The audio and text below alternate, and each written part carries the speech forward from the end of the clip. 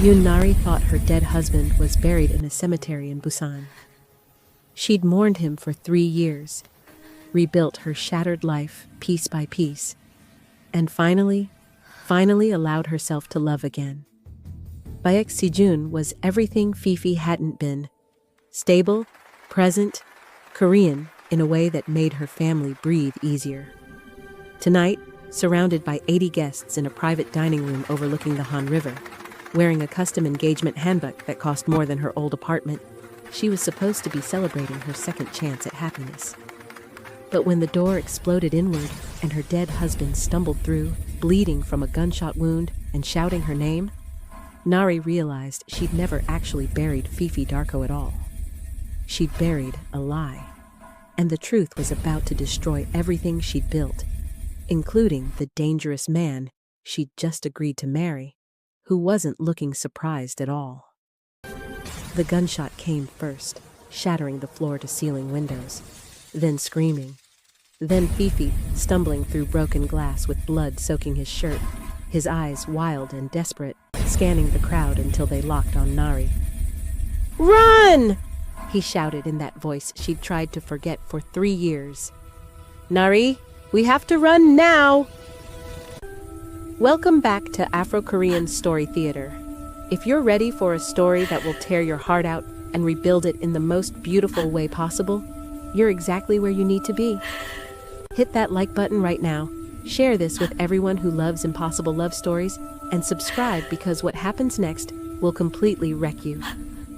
Drop a comment telling me where you're watching from. I love connecting with you all. Let's begin. Nari couldn't move. 3 years. She'd spent 3 years in therapy learning to function after Fiifi's death. The funeral, the grief, the slow, agonizing process of learning to breathe again. And now he was here, alive, bleeding, running toward her while men in black tactical gear poured through the shattered windows behind him. "Down!" Sijun moved faster than she'd ever seen him move, pulling her to the floor as bullets tore through the room. Guests were screaming, diving under tables, running for exits, and Fiifi was still coming, still pushing through the chaos like a man possessed. He reached their table and grabbed Nari's wrist. "We have 10 seconds before they circle the building. Move." "Get away from her." Sijun's voice was ice and murder. He had a gun. When did he get a gun? "You're dead. You're supposed to be dead." "Surprise," Fiifi said, his Ghanaian accent thicker than Nari remembered, roughened by whatever hell he'd been living. "I'll explain everything if we survive the next 5 minutes. Nari, please, trust me one more time." "She doesn't trust liars." Sijun aimed the gun at Fiifi's head. "And you've been lying for 3 years." "So have you," Fiifi shot back. "Or did you forget to mention to Nari that you're the one who put me in witness protection? That you're NIS? That this entire relationship was your insurance policy in case I ever came back?" The words hit like a physical blow. Nari looked at Sijun, her fiancé, the man she'd been about to marry. "What is he talking about?" Sijun's expression didn't change. "We'll discuss this when he's dead." He pulled the trigger. Fiifi moved. Years of whatever training he'd received in witness protection kicked in. He yanked Nari sideways, using the table as a shield. The bullet meant for his head shattered champagne glasses. "Out the kitchen! Now!" Fiifi was already moving, dragging Nari with him. They crashed through the kitchen doors. Chefs were already fleeing through the back exit. Fiifi grabbed a fire extinguisher, smashed it against the industrial stove, and suddenly flames were everywhere, blocking pursuit, creating chaos. "The parking garage!" he gasped, blood still streaming from his shoulder. "Black SUV. I have 12 minutes before backup arrives, and everyone in this building dies." "I'm not going anywhere with you." Nari finally found her voice. "You're dead. You've been dead." "I was protecting you." Fiifi's hands were shaking as he pulled her toward the service elevator. "They said if I didn't disappear completely, They'd kill you. So I died, and I stayed dead for 3 years while I testified against people who make your fiancé look like a saint. The elevator doors opened. Sijun stood inside, gun raised, expression cold. I knew you'd run here. You always were predictable, Fiifi. Move away from her. Fiifi pushed Nari behind him. This is between us. Actually, Sijun smiled. This stopped being between us the moment you came back. See, I've spent 3 years positioning myself perfectly. Marrying the widow of my most dangerous witness, having legal access to everything you told her, every secret, every location, every name you ever whispered during pillow talk. Nari's blood went cold. I never told you anything about Fiifi. No? What about your laptop? Your journals? The therapy sessions I paid for where you talked endlessly about your dead husband's work? The trips to Ghana where you visited his family and they shared everything? Sijun stepped closer. You've been my intelligence goldmine, Nari, and you didn't even know it. Fiifi's face went white. You used her. She was mourning, and you used her. I'm NIS. Using people is what I do. Sijun aimed at Nari now. Here's what happens next. Fiifi surrenders, comes with me quietly, and maybe I let Nari believe she had a real relationship. Maybe I even marry her, keep the useful information flowing. Or, Nari found her voice, found her spine. Or I kill Fiifi right here, frame you both as tragic lovers who died in a terrorist attack, and move on to my next assignment. Sijun's eyes were empty. Your choice. You have 5 seconds. Fiifi looked at Nari. Really looked at her for the first time since crashing through that door. I love you. I never stopped. Every day in hiding. Every moment of pretending to be dead. I thought about you. And I'm sorry. I'm so sorry for all of it. 4 seconds, Sijun said. Shut up, Nari snapped at him. She looked at Fiifi, at this man she'd loved and mourned and tried to forget. You left me. I saved you. You broke me. I know. His voice cracked. And I'll spend the rest of my life fixing it if you give me the chance. 2 seconds. Nari moved. Years of taekwondo training her grandmother had insisted on. Years of muscle memory. She grabbed Sijun's gun arm, twisted hard, and drove her knee into his solar plexus. The gun clattered to the floor. Fiifi was already moving, grabbing the weapon, pulling Nari out of the elevator. They ran. Through the parking garage, dodging bullets from Sijun's backup team, into the black SUV. Fiifi drove like a man possessed, tires screaming as they crashed through the exit barrier. Where are we going? Nari's hands were shaking, adrenaline and shock, and 3 years of grief exploding into rage. Safe house in Gangwon-do? My handler set it up before. Fiifi trailed off. Before they tried to kill me tonight. Who tried to kill you? Same people I testified against. Someone in NIS leaked my location. Someone high up. He glanced at her. Probably your fiancé. He's not my fiancé anymore. Nari's voice was steel. And you need a hospital. You're bleeding everywhere. After we're safe. You're going into shock. I've survived worse. Fiifi Darko, pull this car over right now before I physically assault you. Despite everything, despite the bullets and the betrayal and the insanity, Fiifi laughed. There's my wife. I thought Sijun had turned you into someone else. I'm not your wife. You're legally dead, remember? So marry me again, for real this time, when we're safe. You're insane. Yes. This is impossible. Probably. I hate you. I know. Nari started crying. 3 years of grief, 3 years of rage, 3 years of rebuilding herself, all crashing down. Why didn't you tell me? Why didn't you trust me with the truth? Because I loved you too much.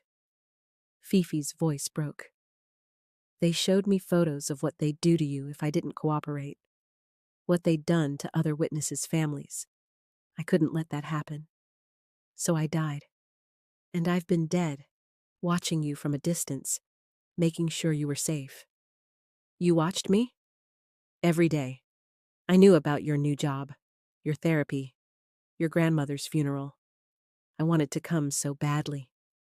His hands tightened on the steering wheel. And then he showed up. Sijun. And I screamed at my handlers that something was wrong, but they said I was jealous, paranoid, until 2 days ago when I found the leak in the system, when I realized he'd been using you to find me. They drove in silence for 20 minutes. Nari watched Seoul disappear in the rearview mirror, watched her carefully rebuilt life burn behind her. What now? Now we survive, Fiifi said. And I prove to you that I'm worth a second chance. You're not. I know, but I'll prove it anyway. The safe house was barely furnished, a cabin in the mountains with basic supplies and emergency equipment. Fiifi collapsed on the couch while Nari found the first aid kit. Take off your shirt. You sure? We're not exactly on good terms. Take it off before I rip it off. The gunshot wound was clean, through and through. Nari worked in silence, years of secretly watching medical dramas paying off. You need antibiotics. There's some in the kit. And rest. Can't rest until Sijun is neutralized. Can't neutralize anyone if you're dead from infection. Fiifi caught her wrist gently. Nari, I'm sorry. For everything. Sorry doesn't fix 3 years. I know, but it's a start. She met his eyes. Those eyes she'd fallen in love with 7 years ago when he'd been a human rights lawyer and she'd been a translator working with refugee families. When they'd been young and idealistic and believed love could overcome anything.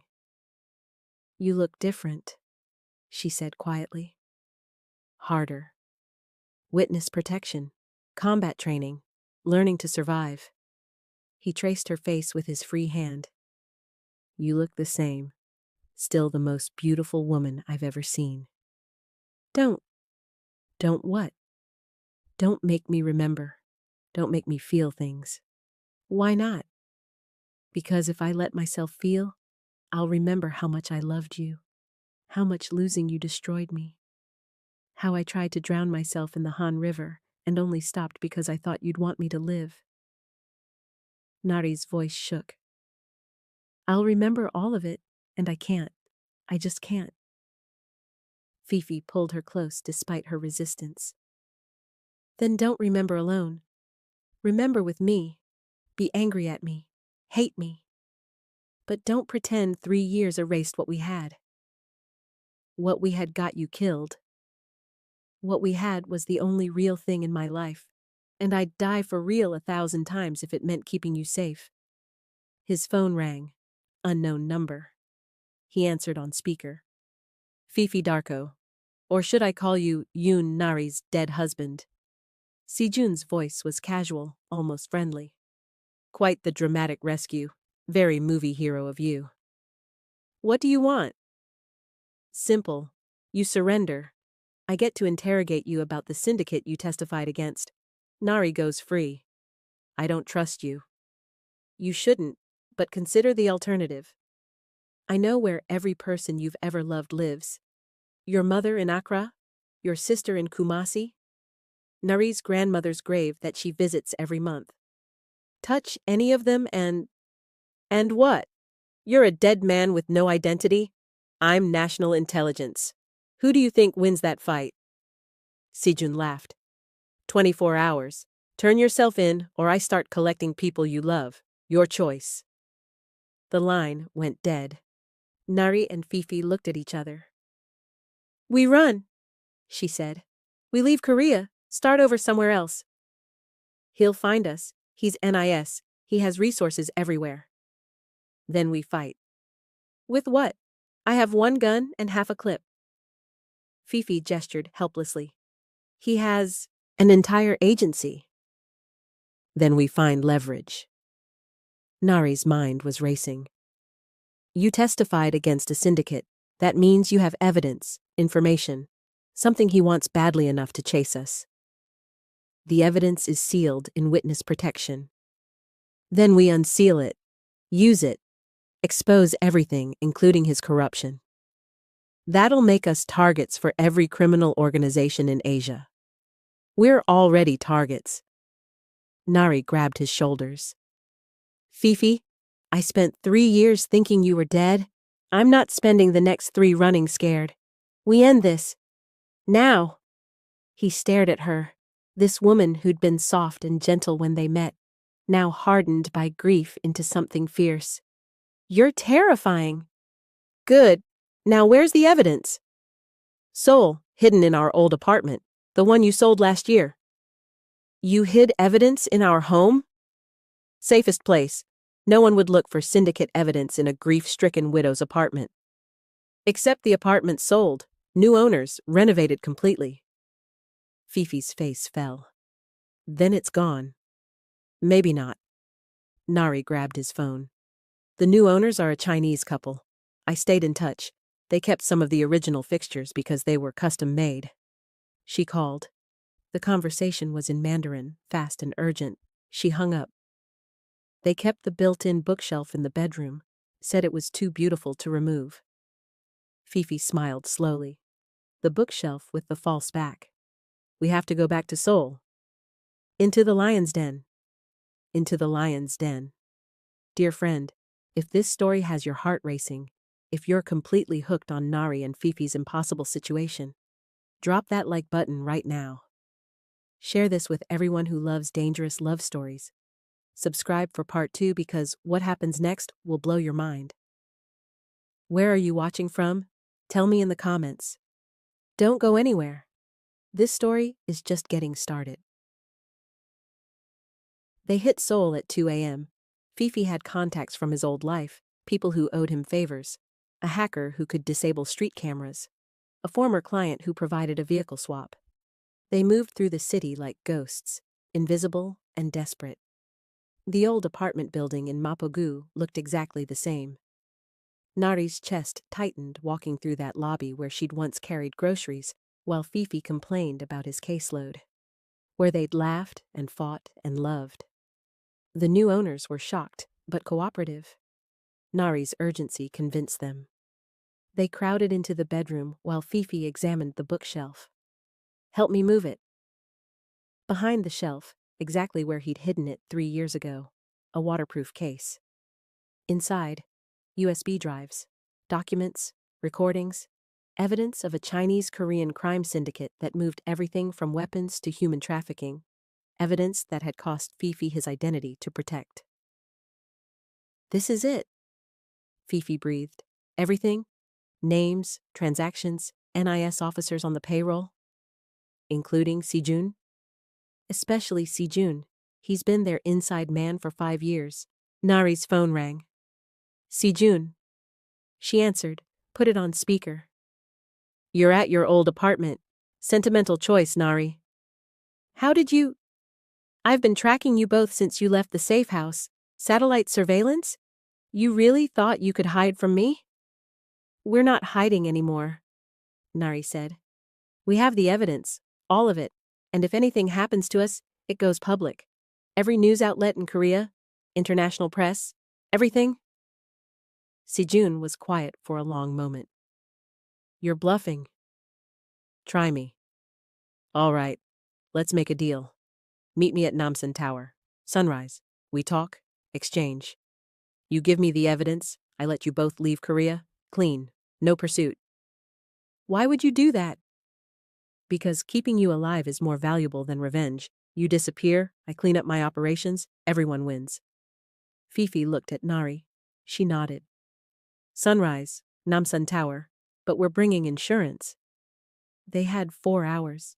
Fiifi used 3 of them, uploading encrypted copies of everything to offshore servers with deadman switches. If they didn't check in every 6 hours, everything released automatically. This doesn't end well, Fiifi said as they drove toward Namsan. We know too much. He can't let us live. I know. So why are we doing this? Because I'm tired of being afraid. Because you came back from the dead for me. Because we're ending this together, whatever that means. Nari reached for his hand. 3 years ago, you made a choice without me. This time, we choose together. Namsan Tower at sunrise was empty, except for early morning tourists and Sijun. He stood at the observation deck, looking out over Seoul like a king surveying his kingdom. Beautiful, isn't it? He didn't turn around. A city this size, so much money moving through it, so much power, and all I had to do was betray a few principles. You betrayed people, Fiifi said, USB drive in hand. People who trusted you. People are expendable. Principles are luxuries. Sijun finally turned. He had a gun. Here's what really happens. I take the evidence. You two have a tragic accident, couple trying to escape, fall from the tower. Very Romeo and Juliet. Except we uploaded everything, Nari said calmly. Every file, every recording, set to release if we don't check in. Bluffing. Try me. She pulled out her phone. Check the servers yourself. I'll give you the access codes. See that it's real. Sijun's confidence flickered. He took the phone, checked. His face went pale. You stupid, stupid woman. If that releases, you don't just expose me. You expose the entire syndicate. They'll hunt you to the ends of the earth. Let them try, Fiifi said. We're done running, done hiding. You want the evidence? Let us walk away. Clean.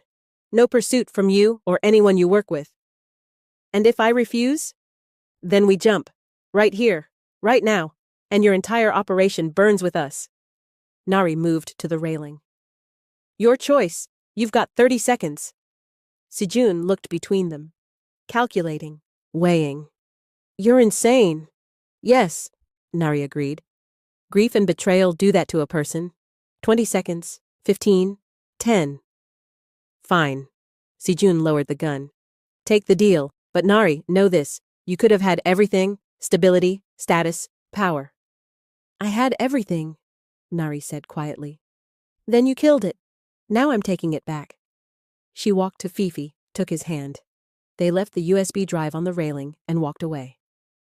6 months later, Accra, Ghana. Fiifi's family home was loud, warm, chaotic. His mother was cooking, his sister was arguing with cousins, children were running everywhere. And in the middle of it all, Nari was learning Twi, laughing at her terrible pronunciation, feeling more at home than she'd felt in years. You sure about this? Fiifi asked as they sat on the porch watching the sunset. Leaving Korea? Your family? Everything you knew? I left it 3 years ago when I thought you died, Nari said. This is just making it official. No regrets? About us? Never. She leaned into him. About Sijun? Only that I didn't kick him harder when I had the chance. Fiifi laughed. The evidence had released, automatically, 3 months after they left Korea. Turns out Sijun had tried to find them, break the deal, so the dead man's switch activated. Last they heard, he was in prison. The syndicate was fractured, and Nari and Fiifi were legally dead again, but together this time. Think we'll ever go back? Maybe, when it's safe, when our story is boring enough that no one cares. Nari smiled. Think that'll happen? Not a chance. We're terrible at boring. Good. She kissed him. I like us better this way. Dangerous. Together. Alive. Fiifi's mother called them for dinner. They walked inside hand in hand, ready for whatever came next. The dead man had come back to life. The widow had learned to fight, and together, they'd built something no amount of betrayal or bullets could destroy. A real chance at forever. We've reached the end, dear friend. Did this story destroy you in the best way? Did that intensity, that love, that danger have you on the edge of your seat? Drop a comment with your favorite moment. If you loved this impossible love story, smash that like button. Share with everyone who loves fearless women and men who die for them. Subscribe for more addictive stories that will wreck you beautifully. What do you want next? More danger? More transformation? More impossible love? Tell me in the comments. Until next time, stay powerful, stay fearless, stay hungry for stories that change you.